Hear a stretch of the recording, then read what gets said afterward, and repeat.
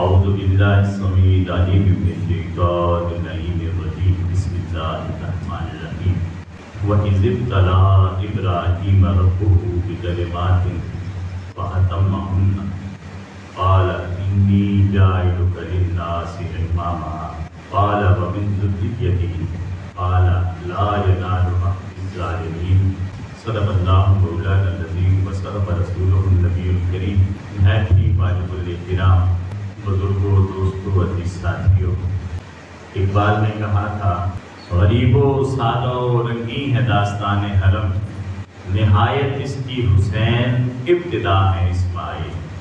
حضرت ابراہیم علیہ السلام عراق سے چلے شام، پھر یمن اور پھر حجاز میں مکہ میں پہنچے۔ جس سفر کا آغاز حضرت ابراہیم علیہ السلام نے عراق سے کیا تھا، وہ سفر کم و بیش 2500 سال کے بعد امام حسین علیہ السلام نے عراق بھی جا کر ختم کیا۔ یہ ایک طویل سفر تھا، ایک طویل تاریخ ہے امامت کی بھی اور شہادت کی۔ اللہ رب العزت شہادت کے مراتب بھی یوں ہی تقسیم نہیں کرتا کہ ہر ایرے غیرے کو دے دے، اور امامت کا مرتبہ بطور خاص اخص الخاص لوگوں کو عطا فرماتا ہے، ہر ایک کو امام بھی نہیں بناتا، اور امامت کا منصب عطا کرنے سے پہلے وہ آزماتا ہے اور انتہائی مشکل آزمائشوں سے گزارتا ہے۔ جب بندہ اس آزمائش پر پورا اترتا ہے پھر اللہ رب العزت امامت کا منصب اسے عطا کرتا ہے۔ ہم بھی نمائندے منتخب کرتے اور ہم جانتے ہیں کہ ہم کون سے نمائندے منتخب کرتے ہیں، جیسے ہم ہوتے ہیں ہمارے نمائندے بھی ویسے ہی منتخب ہوتے، تو ہمارے بھی نمائندے ہیں جنہیں ہم منتخب کرتے ہیں، مگر اللہ رب العزت جنہیں منتخب کرتا ہے تو جیسی ذات باری پاکیزہ ہے، اسی طرح جس نمائندے کو وہ منتخب کرتی ہے وہ بھی پاکیزہ ہوتی ہے۔ جس طرح ذات باری تعالیٰ کے ساتھ کوئی جڑ جائے تو وہ پاکیزہ ہو جاتا ہے، اسی طرح اس کے ان پاکیزہ بندوں کے ساتھ جو اس نے منتخب کر لیے ہوتے ہیں ان کے ساتھ بھی کوئی جڑ جاتا ہے تو وہ بھی پاکیزہ ہو جاتا ہے۔ یہ طہارتوں کا سفر ہے، اور یہ طہارتوں کے مرحلے ہیں، اور یہ طہارتوں کی منزلیں۔ اللہ رب العزت نے کائنات میں عالم بشریت کو بطور خلیفہ چنا۔ پوری کائنات میں فرشتے بھی ہیں، حور و غلمان بھی ہیں، بے شمار مخلوقات ہیں، جلیل القدر مخلوقات میں اس کے فرشتے بھی شامل ہیں، جن پر ایمان لانا اہل ایمان کے لیے ضروری ہے۔ مگر خلافت کے لیے اس نے انسان کو چنا، آدمی کو چنا، تو وہ کون سا ایسا جوہر تھا انسان کے اندر، آدمیت کے اندر، آدم کے اندر وہ کون سا جوہر تھا، وہ کون سی خاصیت تھی کہ اللہ رب العزت نے انسان کو اپنا خلیفہ بنایا ہے۔ اگر ہم انسان بنانے والی آزمائشیں اور ان آزمائشوں میں پورا اترنے والے انسان کے کردار کی طرف دیکھیں تو پھر پتہ چلتا ہے کہ اللہ نے میرے اور آپ جیسے پیش نظر نہ تھے، ہم جیسے گناہگار پیش نظر نہ تھے کہ اس نے خلیفہ بنایا ہے، بلکہ اس کے پیش نظر کچھ خاص لوگ تھے جن کے سبب سے ہمیں بھی خلافت کا شرف نصیب ہو گیا۔ اللہ رب العزت نے حضرت ابراہیم علیہ السلام کو جب امامت کا شعبہ اور امامت کا منصب عطا فرمایا تو یوں ہی آسانی سے عطا نہیں فرمایا وَإِذِ ابْتَلَىٰ إِبْرَاهِيمَ رَبُّهُ، ہم نے آزمائش کی ہے ابراہیم، رب نے اسے آزمایا ہے۔ یہاں ایک بڑی خاص بات، رب کہتے ہیں پالنے والے، اور جو پالنے والا ہوتا ہے وہ سنبھالنے والا بھی ہوتا ہے۔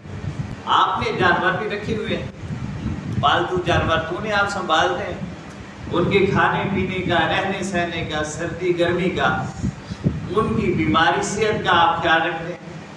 اللہ رب العزت نے بڑی یہاں خاص ایک بات کی طرف یہاں اشارہ ملتا ہے کہ فرمایا ربہ، اس کے رب نے اسے آزمایا. تو جب رب آزمائے تو جب وہ آزما رہا ہوتا ہے کسی کو ذلیل ہونے نہیں دیتا، کیونکہ وہ آزما رہا ہے. وہ آزما رہا ہے جو پالنے والا ہے. جو پالنے والا ہوتا ہے وہ سنبھالنے والا بھی ہوتا ہے. آزمائشوں میں ڈالتا ہے مگر پیچھے وہ خود کار فرما ہوتا ہے. وہ بندے کو دیکھ رہا ہوتا ہے، دیکھتا صرف یہ ہے. آزمائش میں اس لیے ڈالتا ہے کہ ساری کائنات کو اور بالخصوص فرشتوں کو پتہ چل جائے، جنہوں نے کہا تھا کہ نحن نسبح بحمدک ونقدس لک، ہم تیری تسبیح کرتے ہیں، تجھے اور کیا چاہیے. ہم تیری حمد و ثنا کرتے ہیں، تجھے اور کیا چاہیے.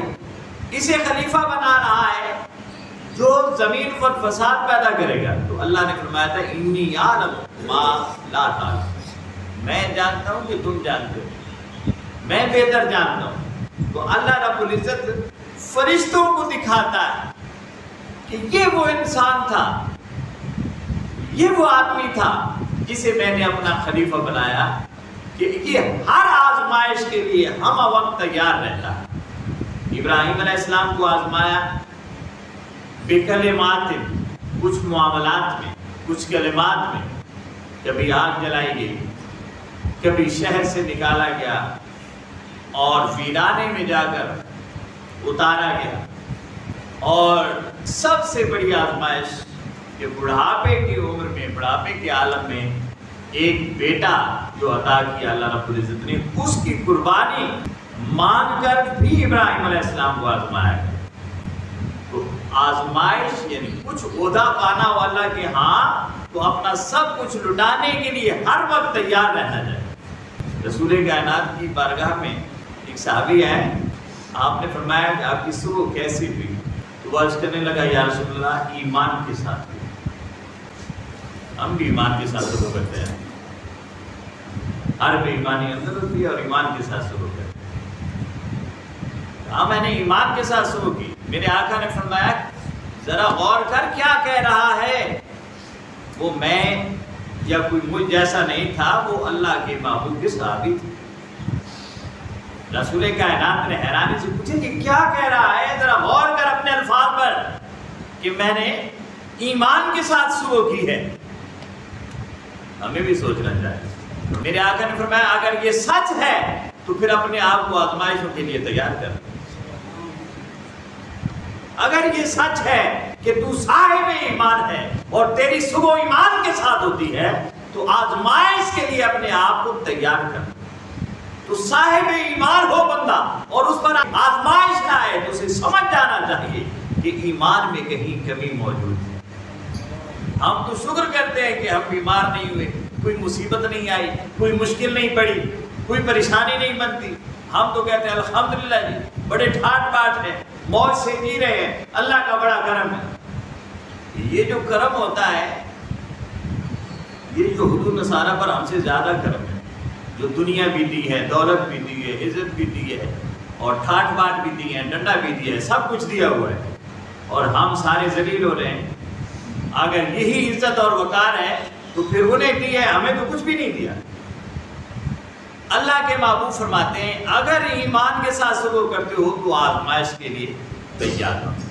گویا اگر ہم آزمائش میں نہیں ڈالے جاتے اور زندگی آسانی سے گزر رہی ہے تو اس کا مطلب ہے ایمان نام کی جو چیز ہوتی ہے وہ ہمارے پاس نہیں. ہمارے پاس ہم کلمہ پڑھتے ہیں، عبادت کرتے ہیں، نماز پڑھتے ہیں، جماعت کے ساتھ جاتے ہیں، سب کچھ کرتے ہیں، مگر جو ایمان نام کی چیز ہے نا وہ یا تو ہے نہیں اور اگر ہے تو اس میں کمی ہے اور کافی حد تک کمی ہے.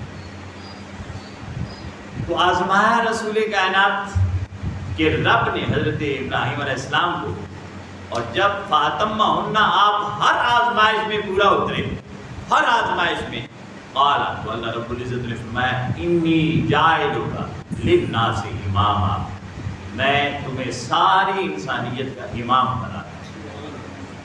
ساری انسانیت کا بندہ آزمائش میں پورا اترے تو امام بنتا ہے، تو اللہ کی بارگاہ میں منتخب ہوتا ہے، تو اس کا برگزیدہ بندہ بنتا ہے. حضرت ابراہیم علیہ السلام عرض کرنے لگے قال وَمِن ذُرِّيَّتِي، باری تعالیٰ کیا میری اولاد بھی امام بنے گی؟ میری اولاد بھی؟ اللہ رب العزت نے فرمایا ہاں بنے گی، مگر لا ینال عہد الظالمین، جو ظالم ہوں گے ان کے بارے میں میرا وعدہ نہیں۔ امام ہونے کے لیے رحیم اور کریم ہونا ضروری ہے۔ جو ظالم ہے وہ امام نہیں ہو سکتا، اور جو امام ہے وہ ظلم نہیں کر سکتا۔ یہ دو الگ چیزیں ہیں، امامت اور ظلم اور ظلمت، یہ دو متضاد ہیں۔ جہاں ظلمت ہے، ظلم ہے، وہاں امامت نہیں، اور جہاں امامت ہے وہاں ظلم نہیں۔ یہ پکی بات ہے۔ پھر دوسری بات، جہاں امامت ہے وہاں شہادت ہے۔ حضرت ابراہیم علیہ السلام بچا لیے گئے، میں نے پہلے، اور اسماعیل علیہ السلام بچا لیے گئے، اسے پچھلے جمعہ پر ہم نے عرض کیا، بچا لیے گئے، آگ میں ڈالے گئے۔ حضرت ابراہیم علیہ السلام، ایک کنال کا وہ ایریا تھا، دیواریں، بلند دیواریں اور لکڑیوں سے، کچھ لکڑیوں سے بھرا ہوا، پوری آگ جوبن کے ساتھ تھی، اور حضرت ابراہیم علیہ السلام کو اس آگ میں ڈالا گیا۔ حضرت ابراہیم علیہ السلام نے کوئی پس و پیش نہیں کی۔ جبریل بھی آئے تو کہا جانے دے، میں جانوں اور وہ جانے، ہم سہارے لیے پھرتے اسے نکلنے کی۔ حضرت ابراہیم علیہ السلام فرمانے لگے تو جا، یہ میرا اور محبوب کا معاملہ ہے، وہ جانے اور میں جانوں۔ کیوں؟ اللہ رب العزت فرمائے اِذِ ابْتَلَىٰ إِبْرَاهِيمَ رَبُّهُ، پالنے والا آزما رہا ہے، کہ پالنے والا آزما رہا ہو تو وہ بچانے والا بھی ہوتا ہے۔ خدا وہ جانے اور اس کا کام جانے۔ جبریل کو ریجیکٹ کر دیا، اس کی درخواست کو، آگ میں ڈالے گئے، اور جب آگ میں ڈالے گئے ادھر اعلان ہوا خود رب نے، رب ہے نا، رب کی سمجھ آ رہی ہے، رب کی، پالنے والے کو اور سنبھالنے والے کو کہتے ہیں۔ تو اللہ رب العزت نے آگ سے کہا، جبریل تو وہاں کھڑا تھا نا، ویسے وہ اپنی درخواست لے کر کھڑا تھا، اللہ نے آگ سے مخاطب خطاب کیا، کہا یا نارو کونی برتم وسلاما علی ابراہیم، اے آگ میرا ابراہیم جبریل کی درخواست مسترد کر چکا ہے، اب تو نے ایسا ٹھنڈا ہونا ہے کہ ٹھنڈی بھی ہو جا، سلامتی والی بھی ہو جا، آگ ٹھنڈی بھی ہوگی اور سلامتی والی بھی ہوگی۔ تو آگ میں ڈالے گئے، اپنی طرف سے مار دیے گئے، جلا دیے گئے، مگر رب نے بچا لیا۔ امامت ہے نا، تو شہادت کے منصب سے سرفراز ہوئے، مگر کیونکہ شہادت ابھی ڈیلے تھی، بعد میں آنی تھی۔ پھر حضرت اسماعیل علیہ السلام کے ذبح ہونے کا واقعہ اور ساری بات، تو اللہ رب العزت جسے امامت عطا کرتا ہے اسے شہادت بھی عطا کرتا ہے۔ یہ دونوں منصب ساتھ ساتھ چلتے ہیں، اور یہی سبب ہے کہ امت محمدیہ میں، یعنی ابراہیم و اسماعیل دونوں شہید ہوئے، بچا لیے گئے، اس ذبح کو ذبح عظیم میں بدل دیا گیا، اس شہادت کو شہادت عظمیٰ میں بدل دیا گیا۔ سمجھ آ رہی ہے نا بات کی؟ شہادت کو شہادت عظمیٰ میں اور ذبح کو ذبح عظیم میں بدل دیا گیا، شہید وہ بھی ہوئے۔ آپ اب کہیں گے رسول کائنات شہید نہیں ہوئے، تو شہید مصطفیٰ بھی ہوئے، مگر کیونکہ رب کی غیرت کو گوارا نہیں کہ مصطفیٰ پر کوئی اور چڑھائی کرے، اس لیے بچا لیے گئے۔ جنگ احد میں آپ کے رخسار زخمی ہوئے، دانت مبارک شہید ہوئے، اور کمال کی بات یہ ہے، محدث سین نے لکھا ہے کہ دانت ٹوٹ جائے تو چہرہ بھدا معلوم ہوتا ہے۔ مصطفیٰ کریم کے دانت مبارک شہید ہوا، چہرے میں اور حسن پیدا ہوا، چہرہ اور حسین ہو گیا، کیونکہ شہادت خود ایک حسن ہے، شہادت خود ایک حسن ہے۔ تو حضور کا جو خون نکلا، شہید ہوئے، شہادت کی قسمیں آگے میں جا کر بیان کریں گے، 2 قسمیں ہیں، لیکن یہاں میں اختصار کے ساتھ کہ حضور اکرم صلی اللہ علیہ وسلم بھی شہید ہوئے، 2 بار شہید ہوئے، ایک بار زہر کے ساتھ اور دوسری بار تلوار کے ساتھ، مگر دونوں اوقات میں بچا لیے، دونوں اوقات میں بچا لیے گئے۔ جس طرح ابراہیم کو بچا لیا اور اسماعیل علیہ السلام کو بچا لیا، رسول کائنات کو بچا لیا، اور یہ جو شہادتیں پینڈنگ آ رہی تھی، ملتوی ہوتی آ رہی تھی، یہ شہادت مکمل کہاں جا کر ہوئی؟ وہ امام حسین علیہ السلام۔ اللہ رب العزت نے امام حسین علیہ السلام کی پیدائش سے 2500 سال پہلے اس شہادت کا اہتمام کر رکھا تھا، اس شہادت کا اہتمام کر رکھا تھا ابراہیم و اسماعیل سے، اور پھر وہ ذبح عظیم پر وَفَدَيْنَاهُ بِذِبْحٍ عَظِيمٍ، اسے ذبح عظیم پر کب لانا ہے وہ ایک وقت متعین ہے۔ اسے امامت کا منصب ملا، وہ شہید ہوا، مولا کائنات شہید ہوئے، حضرت امام حسن شہید ہوئے، پتہ ہے نا، امام حسن علیہ السلام زہر کے ساتھ شہید کیے، امام حسین علیہ السلام شہید ہوئے۔ آگے جتنے بھی 11 امام مکمل ہیں، 12ویں نے تو بھی آنا ہے، جو 11 امام ہیں یہ سنیوں کے امام ہیں، شیعوں کے امام انہوں نے خرید لیے، ہم سے لے لیے نا، چھین لیے ہیں، یہ ہمارے امام، کس کے؟ یہ ہمارے، انہوں نے چھین لیے ہم سے، ہم نے کہا ٹھیک ہے یہ تمہارے ہیں، جن کے یہ ہوں گے وہ شیعہ ہوں گے۔ وہ یہ بھی بدقسمتی ہے نا کہ جب نام لیا جائے ہلکا سا اہل بیت اطہار کا فوراً لیبل لگ جاتا ہے کہ یہ شیعہ ہو۔ تو الحمدللہ شیعہ ہونا کوئی اعتراض تھے، کوئی میڑا نہیں، مگر جو شیعہ روایت میں موجود ہیں ہم وہ شیعہ نہیں ہیں، ہم علی والے ہیں، علی والوں کو شیعان علی کہتے ہیں، اور جو حضرت معاویہ والے تھے انہیں شیعان معاویہ کہتے تھے۔ شیعہ صرف وہ نہیں جو علی والے ہیں، شیعہ وہ بھی ہیں جو معاویہ اور بنو امیہ والے ہیں، سارے شیعہ، کچھ ادھر کے شیعہ، کچھ دائیں طرف کے اور کچھ بائیں طرف کے ہیں، دونوں ہی شیعہ۔ مشہور جو روایتاً ہو گئے، عرف عام میں شیعہ انہیں کہتے ہیں جو علی والے، اور پھر ایک خاص جماعت ہے جس کے ساتھ یہ ٹائٹل لگ گیا، ورنہ اہل سنت والجماعت اصل شیعان علی ہیں، جو علی اور اہل بیت اطہار کے مقام اور مرتبے کو سمجھتے ہیں بالکل اس طرح جس طرح قرآن کہتا ہے اور حدیث کہتے ہیں۔ تو جتنے بھی امام ہوئے سب شہید کیے، زہر کے ساتھ بھی، بھوک کے ساتھ بھی، اور ذہنی ٹارچر بھی کیا گیا، اور کسی نہ کسی حوالے سے انہیں شہید ہی کیا گیا ہے، بغیر شہادت کے تبھی موت۔ کوئی ایک امام بھی اس کا وصال تبھی موت کے ساتھ نہیں، شہادت کے ساتھ، کیونکہ امامت ہو تو شہادت ہوتی، اور اگر ہے امام اور شہید نہ ہو تو وہ امامت نہیں کہلاتی۔ تو یہ دونوں اکٹھے ہیں۔ تو اللہ رب العزت نے فرمایا امام بناؤں گا مگر ظالم امام نہیں ہوں گے۔ پھر حضرت ابراہیم علیہ السلام امامت کا یہ منصب جب ملا، اور پھر آپ وہاں سے مکہ پہنچ گئے، اور مکہ پہنچ کر حضرت ابراہیم علیہ السلام اور اسماعیل علیہ السلام نے خانہ کعبہ کو تعمیر کیا، اور اللہ رب العزت نے فرمایا وَإِذْ يَرْفَعُ إِبْرَاهِيمُ الْقَوَاعِدَ مِنَ الْبَيْتِ وَإِسْمَاعِيلُ، کہ وہ دیواریں بلند کی، ہم نے اس پر گفتگو کر لی ہے، میں صرف اس لیے کہ اب دیکھیں گھر اللہ رب العزت کا بنانے آئے ہیں، عراق سے آئے، اور گھر بنایا ہے مکہ میں آ کر، اور جب گھر بنا لیا تو اللہ رب العزت نے حکم دیا اذن فی الناس بالحج، اب اس گھر کی زیارت کے لیے لوگوں کو بلاؤ، اس گھر کی زیارت کے لیے لوگوں کو میں اعلان کروں۔ تو حضرت ابراہیم علیہ السلام جبل قبیس پر کھڑے ہو گئے وہاں، اور کھڑے ہو کر آپ نے صدا دی کہ اس گھر کو دیکھنے کے لیے آؤ۔ تو تفاسیر میں آتا ہے کہ قیامت تک آنے والی نسلیں جو والدین کی پشتوں میں اور ماؤں کے رحموں میں تھیں، اور جن کے مقدر میں اس گھر کی زیارت تھی، اس نے وہاں جو ابھی پیدا ہونا ہے صدیوں بعد، ان سب نے لبیک اللہم لبیک کہا۔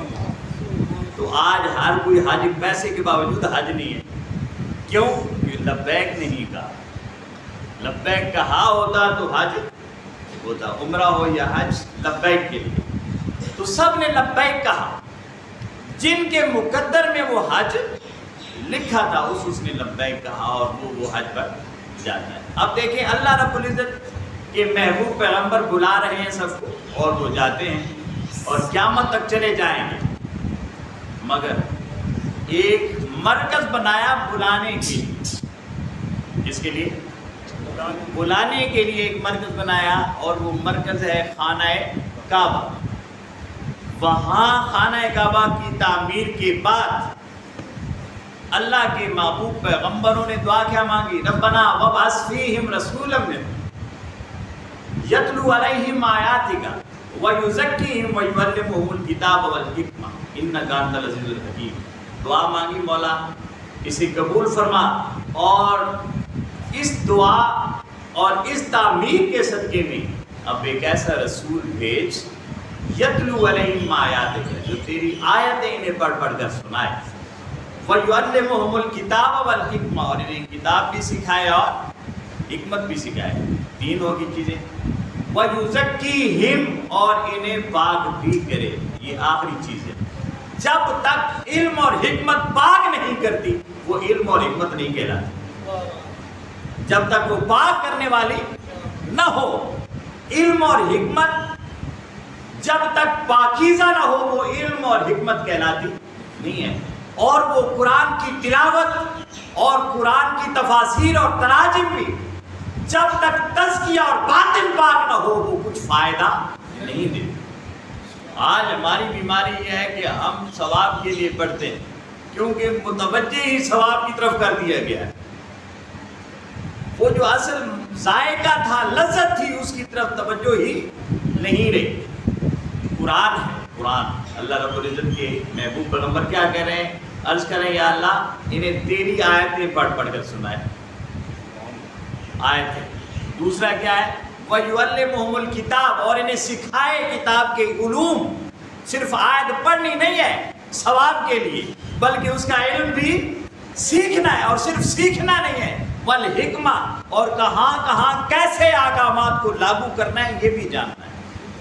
اور یہ تینوں چیزیں ثمر آور نہیں ہوتی جب تک تزکیہ نہ ہو، جب تک پاکیزگی اور طہارت نصیب نہیں ہوتی، جب تک باطن پاک نہیں ہوتا.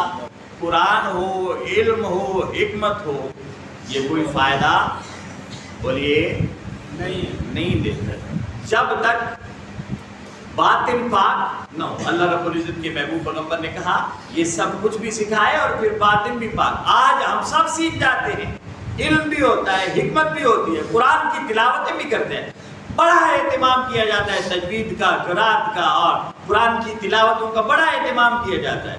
نہیں، اہتمام تو فقط باطن کی پاکیزگی کا اہتمام. سارے اہتمام ہیں مگر باطن کی طہارت اور پاکیزگی کا اہتمام نہیں ہوتا.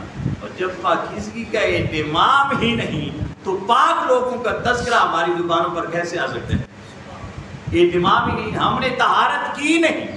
اور اللہ فرماتا ہے لِيُذْهِبَ عَنْكُمُ الرِّجْسَ أَهْلَ الْبَيْتِ، اے اہل بیت میں نے جو نجس تھا، جو غیر پاک تھا، وہ میں نے آپ سے دور کر دی. اب کیسے؟ جب ناپاک ہے باطن تو پاک لوگوں کا مسکن اور مظہر تو وہ نہیں بن سکتا. تو حضرت ابراہیم علیہ السلام نے خانہ کعبہ کی تعمیر کی، اس مرکز پہ بلایا. 2500 سال رسول کائنات کی حیات ظاہری کے سال بھی، بعثت کے بعد کے سال بھی گزر گئے. وہیں بلاتے بلاتے پھر ایک وقت آیا کہ وہ سفر جو عراق سے شروع ہوا تھا اور ہزاروں سالوں سے لوگ اس مرکز کی طرف انبیاء بلاتے آ رہے تھے، پھر ایک وقت آیا جو ذبح کو ذبح عظیم میں بدلنے والا تھا، جو شہادت کو شہادت عظمیٰ میں بدلنے والا وقت تھا. وہ جب وقت آیا کہ 9 ذوالحج سے حج شروع ہے اور حضرت امام حسین علیہ السلام 8 ذی الحج کو اس مرکز کو چھوڑ کر کربلا جا رہے ہیں. کہاں جا رہے ہیں؟ کربلا. یعنی وہ سفر جو صدیوں نہیں ہزاروں سالوں سے جاری تھا اور بندے بندے کو بلایا جا رہا تھا کہ یہاں آؤ. امام حسین علیہ السلام نے وہاں سے نکل کر یہ بتا دیا کہ صدیوں سے جاری سفر جو یہاں بلایا جا رہا تھا، ایک اجتماع اکٹھا کیا جا رہا تھا، لوگوں کو بلایا جا رہا تھا، وہ لوگوں فقط خانہ کعبہ کے طواف کے لیے نہیں تھا، بلکہ خانہ کعبہ والے کی عزت و حرمت اور اس کے قرب اور رضا کی خاطر سر کٹانے کا نام. امام حسین نے وہ سارے سفر کا اختتام کیا، عراق سے شروع ہوا اور عراق ہی پر جا کر بولیے نا ختم ہوا سفر. اور درمیان میں اسے ختم ہوتے ہوتے کتنے سال لگے؟ 2500 سے زیادہ سال وہاں لگ گئے. اور کتنے پیغمبر بنی اسرائیل میں آئے؟ یہود و نصارہ بنی اسرائیل میں کتنے پیغمبر، ہزاروں پیغمبر آئے جو دعوت یہی دیتے رہے کہ ادھر آؤ. اور ہر پیغمبر کی دعوت خانہ کعبہ تک تھی. یہ حسین ہی تھے کہ اس دعوت کو کربلا تک لانے کا جذبہ اور طاقت رکھتے تھے، جذبہ اور طاقت. اس لیے بڑی خوبصورت بات یہ تھی، غم و الم کا مداوع کوئی نہیں کرتا، یہ کام تیرے علاوہ کوئی نہیں کرتا. رسول ہونے کا دعویٰ تو لوگ کرتے ہیں، رسول ہونے کا دعویٰ تو لوگ کرتے ہیں، مگر حسین ہونے کا دعویٰ کوئی نہیں کرتا. حسین ہونے کا دعویٰ کہ حسین واحد ہے، حسین اکیلا جس نے مخلوق کی توجہ خانہ کعبہ کے طواف سے ہٹا کر کربلا تک کی. فقط طواف کرتے رہنا یہ عبادت کی معراج نہیں. اور آگے ہم انشاءاللہ العزیز اگلے جمعہ پر یہ آغاز کریں گے کربلا کو ادھر قرآن کریم کی سورہ بقرہ سے انشاءاللہ العزیز. یہ سفر کیونکہ آج کا عنوان یہ تھا کہ کربلا عراق سے چل کر مکہ اور مکہ سے چل کر عراق تک پہنچے. اب یہ سفر کی تفصیلات کیا ہے، سفر کی تفصیلات یہ انشاءاللہ العزیز اگلے جمعہ پر میں بیان کروں گا کہ وہ سفر کیسے مدینہ سے مکہ اور مکہ سے کربلا تک، اور پھر کربلا تک نہیں کوفہ و شام اور دمشق کے بازاروں تک گیا اور کیسے پلٹ کر پھر آئے ہیں اسیران کربلا اور اسیران کوفہ و دمشق. یہ پوری تفصیل قرآن میں ہم نے قرآن ہی سے ساری چیزیں لینی ہیں انشاءاللہ العزیز.